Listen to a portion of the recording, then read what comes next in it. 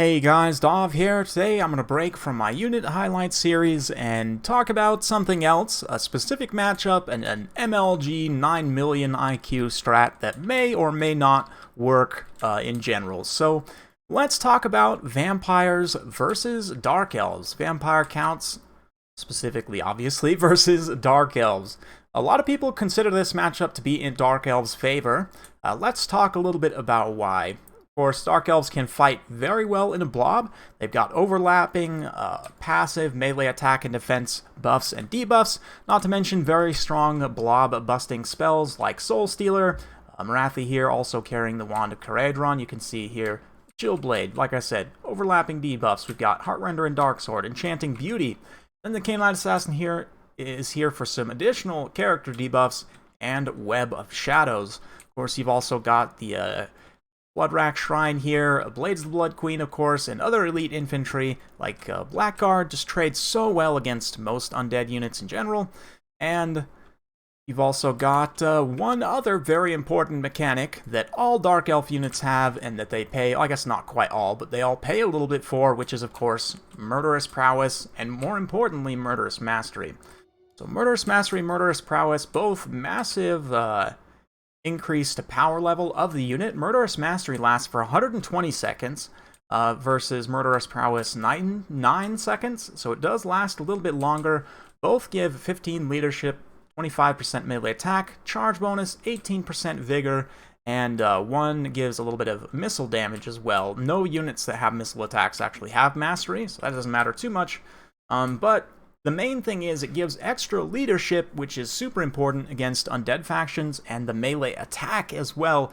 Most Dark Elf units tend to be pretty offensively focused, even those that are not necessarily offensively focused, like these Dread Knights, still get benefit, quite a bit of benefit as well, can just deal out a huge amount of damage, especially considering when you factor in the passive buffs and debuffs that are going off simultaneously. So the thought here, and myself and Felcon and Namru, we're all just hanging out in chat one late night, and some banter and some joking around led to this, which is an unholy blob of zombies. And what we're going to try and do, what Felcon's going to try and do here is playing the vampire counts, is to just kill his own zombies, to trigger Murderous Prowess before the Dark Elves are able to get into melee, right? And they tried a few different methods for doing this, and this is by far the most effective. So we'll go ahead and kick this into gear here as the White Kings prepare their Scab Scraths. This ability, a nice cone attack, does a nice area of effect damage, and more importantly, doesn't cost any Winds of Magic, unlike like Wind of Death, or Pit of Shades, or even Penumbral Pendulum. You know, it's the only AoE damage ability that the Vampire Counts have access to that doesn't cost Winds of Magic, and just like that, all of those zombies have died. They're now going to start crumbling, and you can see it doesn't quite immediately trigger Murderous Prowess, but after a few of the zombies crumble, Murderous Prowess has been triggered. So if we have a look at the stats here, you can see why this is such a big issue. I mean, the leadership, of course, because they're all together and supported, is going to be massive anyway, but many of them well over 100 leadership. Massive melee attack as well, like these Blades of the Blood Queen up to 68 melee attack with that active, and Frenzy. That's not including any of the passive buffs and debuffs, of course, from the blob, right? So zombies can also now walk forward, and at least in a tournament, you can fulfill the attacking rule by just allowing your zombies to go forward and basically sacrificing them. Now, we can talk about the pros and cons of this while the Dark Elf army advances. You can see the rest of the Felcon's build here. He's got Black Knights, Blood Knights, Varix Reavers, Chill Guys, and a Dire Pack. So nice sample platter of all the Vampire Counts mobile units. Kemmler is leading the way with his 2 White Kings, so we're going to see a Krell, basically a third anti-large White King as well. And we've got a regular Corpse Cart, Claw of Nagash, and the Sternsman to act as the actual front line. So it is pretty risky to sacrifice your front line straight up like this. And Namru specifically was trying to take a build here that would rely very heavily on Murderous Mastery, and yeah, the Dread Knights, oh interesting, only the ROR Dread Knights have Mastery, interesting, I thought all of them did. I guess just the RORs, but in general, like the Blade is the Blood Queen relying on Murderous Prowess, and even just the Murderous Prowess in and of itself is pretty important for a blob style like this, given that you get a full minute and a half of extra leadership and a big damage spike, right? So, let's see now. Falcon can try and operate his mobile units with relative impunity, not having to worry about the Dread Knights punching back too hard. Like, yes, they hit pretty hard, but without that extra melee attack damage, like 39 is actually not amazing, not totally amazing, right? So, this build also doesn't have the greatest tools for taking out this Mortis engine, but against other Dark Elf builds, like, there would be some different things, right? And this build does have some insurance against, like, for example, a dedicated all-missile kite build. These Chill Guys, even if they only get a hold of, like, 1 or 2 units, as long as they start, because Dark Elves can't heal, as long as they start to break up, you know, a few units and just even terrify a few, chase them off the battlefield, generate some kind of value to thin out the ammunition of the Dark Elves, very quickly they'll start to not have enough ammunition to actually finish the fight. Here you can see the Slaanesha's Harvesters and all the other... yeah, Marathi also using hers, Web of Shadows popping off now. Falcon's able to keep the Chill Guys out of that engagement. The Blood Knights actually taking a lot of damage. Word of pain on them, but you can see that nice rear charge there from the Chill Guys. And the Dire Pack also, Kemmler as well, plus Krell and the 2 White Kings. Basically, the hero blob fighting with the 2 White Kings plus Krell all being continuously healed and given extra melee attack by Kemmler. You can kind of counteract a lot of the blob buffs and debuffs. And, you know, without that little bit of extra push of Murderous Prowess and Murderous Mastery, it'll be a little bit more effective. Now, is this actually viable and competitive? Probably not, I would say. But, like, against an all-ranged build, too, you definitely wouldn't want to sacrifice your zombies. And against certain other types of Dark Elf builds as well, like, obviously, if they have a... you know, a completely air-focused build, then you'd probably want to keep the zombies around and actually use them as meat shields.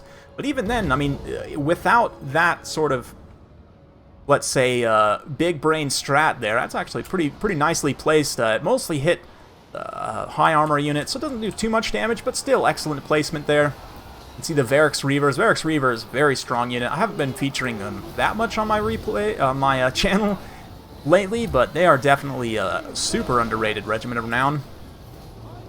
But, yeah, I mean, they're potentially, like, I'm not saying that this is a 100% guaranteed strat. Like, I don't want you to take that away from this. But it's something to think about, you know? It's something to think about, definitely. And like I said, this build is very strong even if you don't execute that strategy, like double White Kings with Scab's Craft and then Kemmler with the Mortis engine and this much, like, nice cav. It's just a strong build in general. Like, you guys have seen me use similar things like this in the past. And I would say against the Dark Elves, like, you have a lot of tools. Like, you have tools against Witch Elves, even Blackguard, like... we were talking kind of about builds in the chat afterwards, and I was saying, like, now how do you think this would do? Like, asking Falcon, how do you think this would do against various other types of builds? And we kind of discussed with Namru, like, you know, what other Dark Elf builds this could potentially run into. And for my case, like we talked about, like wide-ranged builds, I think you'd probably have enough mobile disruption to take out like a wide-ranged infantry build, like a kite build we already talked about. You have some tools to help deal with that. For a different kind of blob, like one that has more single entities, most of the Dark Elf single entities are not very high armor. Like even Malekith up on the dragon, I think, is what, only 80 armor, so the Blood Knights can trade pretty well there. You've also got Krell, who can help take out single entities, and especially like Hydra or Charybdis, they're relatively slow, especially with the chilling aura of the Bob Nagash slowing them down. Like, they're going to have a hard time getting away from Krell and the Blood Knights, and both of them, Hydra and Charybdis, only have 60 armor as well. And, like, I mean, the Blood Rack Shrine did a pretty decent job here, got some okay kills. Though Dread Knights, I mean, I know this was kind of an experimental build from Namru, because they were specifically, you know, trying out this strategy, so I don't know that I would take the Dread Knights here, but actually the RORs did okay. Maybe that's something to think about there.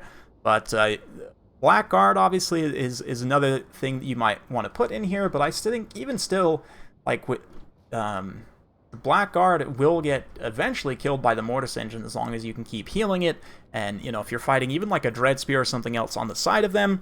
Likewise with Krell Summon and with the, you know, the Sternsman and the Y-King and all of that anti-infantry damage, plus the cycle charge of all that cavalry. Like, I just don't see Blackguard holding up to that long term. I think, yeah,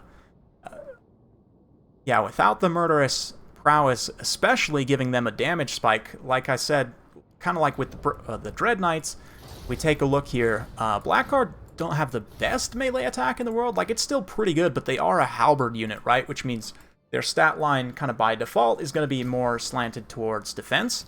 Yeah, 36 attack is not completely amazing. With the anti-large bonus, obviously it's a lot better, 24 anti-large bonus, but without that extra Murderous Prowess spike, and the leadership helps. I mean, these guys do have immune to psychology, so they're not likely to get terrified anyway, but the extra leadership basically means they just won't rout, right? And they're almost unbreakable. For those of you guys who have played a lot of games, either with or against Blackguard, you know they're basically unbreakable with that Murderous Prowess active. So, removing that right out the gates, again, is that the best way to go? Is that the meta strat? Is that now, you know, the only way you should do things and the only way to beat? I don't think so. I don't know how reliable this is going to be, but it's fun, and I thought, you know, because it's kind of fun and unique and different, and, you know, it just seems like a strange thing to do, to destroy your own front line, but maybe sometimes it's the right thing to do. So think about that. Hopefully you guys enjoyed. If you do like this sort of content, be sure to like, subscribe, hit that bell notification button. Every time I upload a new video, you'll be notified. Thanks again for watching, and we'll see you next time.